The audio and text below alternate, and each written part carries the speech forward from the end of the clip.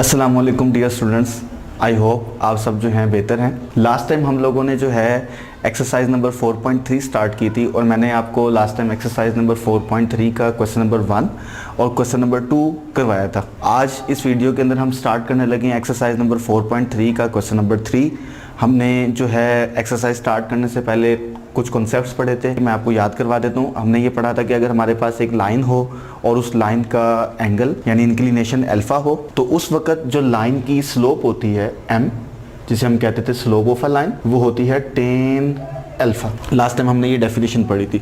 अच्छा, और हमने साथ ये पढ़ा था कि अगर ये तो तब है मुमकिन है, तब पॉसिबल है जब अगर हमारे पास एंगल अल्फा हो। अगर फर्ज करें हमारे पास एंगल अल्फा नहीं है, तो हमने साथ दूसरा फार्मूला ये बनाया था कि अगर हमारे पास किसी लाइन के ऊपर दो पॉइंट्स हो, से एक पॉइंट P है x1 y1, एक पॉइंट Q है x2 y2, तो इस वक्त अगर हमारे पास लाइन पे दो पॉइंट और हमने लाइन की स्लोप फाइंड करनी है, तो स्लोप का क्या फार्मूला था? m is equal to y2 minus y1 over x2 minus x1। ये हमने लास्ट टाइम फार्मूला बनाया था।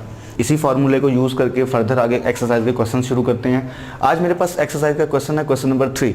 देखिए क्वेश्चन नंबर 3 क्या है। क्वेश्चन नंबर 3 की स्टेटमेंट है, bye means of the slopes, slope की मदद से शो डैट, साबित करें, the following points lie on the same line. अच्छा देखें, उसने आपको 4 पार्ट दिए ए बी सी डी और हर पार्ट के अंदर उसने आपको 3-3 पॉइंट दिए। अच्छा, अब क्वेश्चन उसका क्या है? क्वेश्चन उसका ये है कि फर्ज करें अगर इस सिस्टम में एक लाइन है और उस लाइन पर ए बी सी, उस लाइन के ऊपर 3 पॉइंट्स हैं। मुझे स्लोप्स की मदद से ये साबित करना है कि क्या ये तीनों पॉइंट कोलिनियर है। अगर आपको याद है, इससे प्रीवियस वीडियो में हमने ये डिस्कशन की थी कि slope of A B is equal to slope of B C. अगर 3 पॉइंट एक लाइन पर हैं और आप जानते हैं स्लोप निकालने के लिए 2 पॉइंट को यूज़ करना पड़ता है। मैं इस लाइन की स्लोप निकालूं पहले ए बी पॉइंट को यूज़ करके, फिर मैं इस लाइन की स्लोप निकालूं बी सी पॉइंट को यूज़ करके, यानी slope of A B and slope of B C. अगर ये दोनों स्लोप आपस में क्या हो? इक्वल हो, तो हमने कहा था रिजल्ट ये कहता है कि वो जो तीनों पॉइंट ए बी सी हैं वो क्या है? कोलिनियर है। हम इसी रिजल्ट को यूज़ करने लगे हैं इस क्वेश्चन को करने के लिए। यानी हमें क्वेश्चन में उसने 3, अगर आप चेक करें, पॉइंट्स दिए हुए। चलें फर्स्ट मैं पहला पार्ट ले लेता हूँ, -1 -3, इसे ए कह लेता हूँ, 1 5 इसे बी कह लेता हूँ, और 2 9 इसे पॉइंट को सी कह लेता हूँ। मैंने नाम रख दिए ए बी सी। मुझे ये स्लोप्स की मदद से साबित करना है कि ये जो तीनों पॉइंट ए बी सी हैं, ये तीनों के तीनों क्या हैं? कोलिनियर हैं। और कोलिनियर कैसे साबित करूंगा? 2 पॉइंट को पकड़ के स्लोप लूंगा, और वो मेरी चॉइस है। क्या मैं ए बी को पकड़ के स्लोप ले सकता हूँ, बी सी को ले सकता हूँ पकड़ के स्लोप, या ए सी को भी ले सकता हूँ। यानी मेरे पास 3 पॉसिबिलिटीज़ हैं, ए बी ले लूँ स्लोप के लिए, बी सी ले लूँ, या ए सी ले लूँ। तो कोई से भी 2 पॉइंट लेकर आप स्लोप लें, अगर वो दोनों आपस में इक्वल हैं। वो जो तीनों पॉइंट्स हैं, वो तीनों पॉइंट्स क्या हैं? कोलिनियर हैं। चलें स्टार्ट करते हैं। मैं सबसे पहले स्लोप ऑफ ए बी लेता हूँ। अगर मैं स्लोप ऑफ ए बी ले रहा हूँ, मतलब ए और बी को यूज़ कर रहा हूँ, मेरी मर्जी है। इस पॉइंट को कह सकता हूँ मैं x1 y1, और इस पॉइंट को कह सकता हूँ क्या? x2 y2। तो स्लोप का formula y2 minus y1 over x2 minus x1। y2 minus y1 मतलब 5 minus -3 over x2 minus x1, यानी 1 minus -1 minus minus plus 5 plus 3 8 minus minus plus 2, और आंसर आ गया 4। ये मैंने ए बी की मदद से स्लोप निकाली लाइन की, और वो क्या निकली? 4। अब मैं क्या करता हूँ? Slope of B C. Next 2 point ले लेता हूँ, कौन से? बी और सी। इनकी मदद से स्लोप निकाल के देखता हूँ क्या होगी। तो देखिए y2 minus y1 9 minus 5, 2 minus 1 9 minus 5 4, 2 minus 1 1, और आंसर फिर क्या आया? 4। तो देखें अगर आप चेक करें, slope of A B is equal to slope of B C. हमने ए बी से जो स्लोप निकाली और हमने बी सी से जो स्लोप निकाली, वो दोनों स्लोप आपस में क्या आई हैं? इक्वल आई हैं।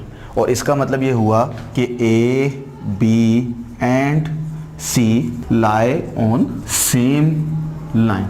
तो हमें यही चेक करना था, साबित करना था, बल्कि शो डैट, साबित करना था कि तीनों पॉइंट क्या हैं? कोलिनियर हैं। तो हमने क्या किया? स्लोप की मदद से साबित किया कि तीनों पॉइंट क्या हैं? कोलिनियर। वैसे दूसरा तरीका भी था जो मैंने आपसे डिस्कस किया था, कि आपने 4.1 में भी पढ़ा हुआ है। क्या कि आप ए से बी तक का डिस्टेंस फाइंड कर सकते हैं, बी से सी तक का डिस्टेंस फाइंड कर सकते हैं बाय डिस्टेंस फार्मूला, एंड ए से सी तक का डिस्टेंस फाइंड कर सकते हैं फ्रॉम ए टू सी। और हमें नजर आ रहा है कि जो ए सी का डिस्टेंस है वो ए बी और बी सी के डिस्टेंस के सम के इक्वल है। मैं चाहता तो क्वेश्चन को इस फॉर्मूले की मदद से भी कर सकता था, लेकिन उसने हमें क्वेश्चन में मेंशन किया था बाय मींस ऑफ स्लोप, कि स्लोप की मदद से साबित करें। तो हमने स्लोप की मदद से चेक किया और मैंने ये क्वेश्चन क्या किया, आपको करवा दिया। और सेम एज इट इज आप बाकी पार्ट भी इसके कर सकते हैं, बड़े सिंपल से पार्ट हैं।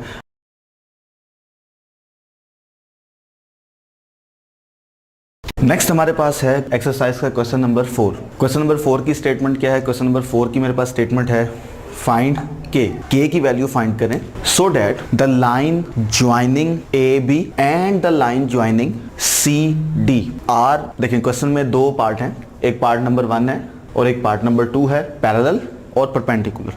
तो सबसे पहले मैं पहला पार्ट स्टार्ट करता हूँ। मेरे पास पहला पार्ट है, देखिए फिर मैं दोबारा बोल देता हूँ क्वेश्चन की स्टेटमेंट। कहता है अगर फर्ज करें हमारे पास एक पॉइंट ए है 7 3 k-6, हमारे पास ए और बी दो पॉइंट हैं। नेक्स्ट हमारे पास दो पॉइंट है C -4 5 और D -6 4। तो हम इन दो पॉइंट्स को ज्वाइन करके एक लाइन सेगमेंट बनाएं। अगर फर्ज करें मैं ए बी को ज्वाइन करूं और प्लेन सिस्टम के अंदर, कोऑर्डिनेट सिस्टम के अंदर, तो एक लाइन बनेगी और उस लाइन को मैं थोड़ी देर के लिए कह देता हूं L1, ठीक है। यानी लाइन कौन सी है? ए बी से जो मैं ज्वाइनिंग से बनाऊंगा वो क्या है? Line L1। और सी डी भी दो पॉइंट है, अगर मैं इनको भी ज्वाइन करूं तो एक लाइन बनेगी और मैं उस लाइन का नाम रख रहा हूं क्या? L2। कौन कौन सी? ज्वाइनिंग फ्रॉम ए बी से ज्वाइन करने वाली लाइन का नाम है L1 और सी डी को ज्वाइन करने से जो लाइन बनी है उसका नाम क्या है? L2। अच्छा, अब क्वेश्चन मेरे पास क्या है? क्वेश्चन मेरे पास ये है, अगर मैं ए बी को ज्वाइन करके एक लाइन बनाऊं और मैं सी डी को ज्वाइन करके एक लाइन बनाऊं, ये लाइन इस लाइन के पैरेलल हो, तो बताएं के की वैल्यू क्या है? यानी मुझे ये अननोन कोऑर्डिनेट है के, बी का एक्स कोऑर्डिनेट है के, मुझे ये फाइंड करना। अच्छा, मैं कौन सा रिजल्ट इसमें यूज़ करूंगा? अगर आपको याद है मैंने स्टार्ट में आपको बताया था कि अगर हमारे पास दो लाइन हो, एक L1 हो और एक L2 हो, और वो दो लाइंस आपस में क्या हो?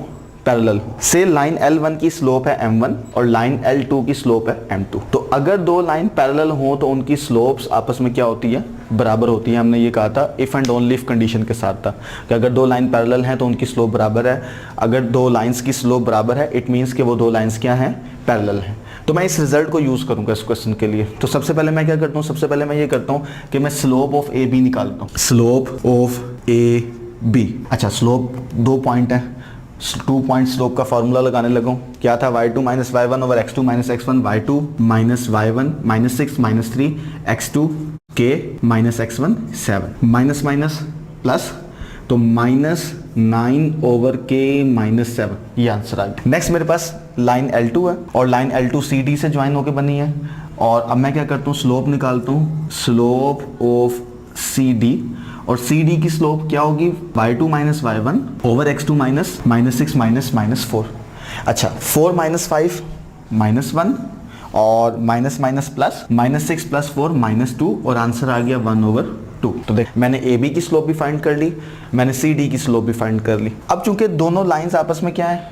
पैरेलल हैं, मतलब A B line is parallel to C D line. तो इट मीन अगर ये पैरेलल हैं तो स्लोप ऑफ ए बी बराबर होगी किसके? भला स्लोप ऑफ सी डी के। और स्लोप ऑफ ए बी क्या है मेरे पास? -9 ओवर के -7 और सी डी की स्लोप क्या है? 1/2। मैं यहाँ से इस इक्वेशन को सॉल्व करके क्या निकाल लेता हूँ? के फाइंड कर लेता हूँ।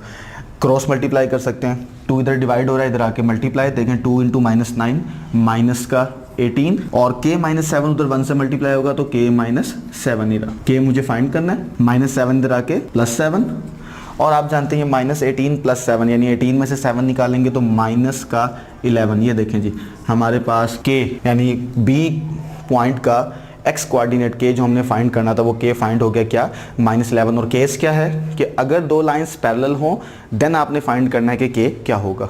ठीक है, इसी क्वेश्चन का सेकंड पार्ट क्या था? सेकंड पार्ट ये था कि अगर हमारे पास, ये देखें पार्ट 2 परपेंडिकुलर केस, कि अगर हमारे पास ए बी से ज्वाइन करने वाली लाइन और सी डी से ज्वाइन करने वाली लाइन दोनों लाइंस आपस में परपेंडिकुलर हो तो अब बताएंगे के का आंसर क्या होगा। देखिए मैंने क्वेश्चन में स्लोप पहले ही निकाली हुई है, स्लोप ऑफ ए बी मैं पहले ही फाइंड कर चुका हूँ, स्लोप ऑफ सी डी भी मैं फाइंड कर चुका हूँ। तो मुझे के की वैल्यू फाइंड करनी है और मेरे पास रिजल्ट कौन सा है? देखिए मेरे पास रिजल्ट ये है, एक रिजल्ट तो हमने ये पढ़ा था पैरेलल के लिए, एक हमने रिजल्ट पढ़ा था अगर L1 और L2 दो लाइन परपेंडिकुलर हैं। तो अगर दो लाइंस परपेंडिकुलर हैं तो इसकी स्लोप m1 है, इसकी स्लोप m2 है। तो अब दोनों की स्लोप का जो प्रोडक्ट है वो किसके इक्वल होगा, -1 के इक्वल होगा। एक रिजल्ट हमने ये पढ़ा था, तो हम ये वाला रिजल्ट अब यूज करने लगे। AB लाइन और CD लाइन इस बार क्या है, इस बार AB परपेंडिकुलर है किसके भला, CD लाइन सेगमेंट के। तो इसका मतलब है कि slope of AB into slope of CD किसके इक्वल होगा, -1 के। और स्लोप ऑफ AB क्या है, -9/k-7 ब्रैकेट लगा लेता हूँ। और स्लोप ऑफ CD क्या है, 1/2। इनकी प्रोडक्ट इक्वल होगी -। दो फ्रैक्शंस है, दोनों फ्रैक्शन को मैंने मल्टीप्लाई करना है, तो न्यूमरेटर न्यूमरेटर से, डिनोमिनेटर डिनोमिनेटर से। तो देखें -9 × 1 -9 डिवाइडेड बाय 2, इससे मल्टीप्लाई होगा तो देखें 2 × k 2k और 2 7 14 इज इक्वल टू -1। आप क्या कर सकते हैं, ये इधर डिवाइड हो रहा है, राइट पे जाके मल्टीप्लाई हो जाएगा इक्वेशन में, तो -9 और ये उधर जाएगा -1 × 2k -14।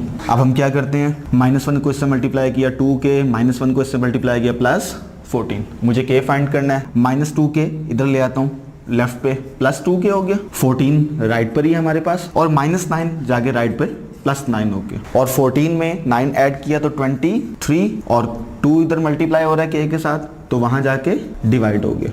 तो चेक करें, हमारे पास दूसरे केस में भी k का आंसर आ गया कि अगर दोनों लाइन यानी AB से ज्वाइन करने वाली लाइन और CD से ज्वाइन करने वाली लाइन, दोनों लाइंस आपस में परपेंडिकुलर है, देन k का आंसर क्या होगा। तो इस केस में भी हमने फाइंड कर लिया कि k का आंसर क्या है, 23/2।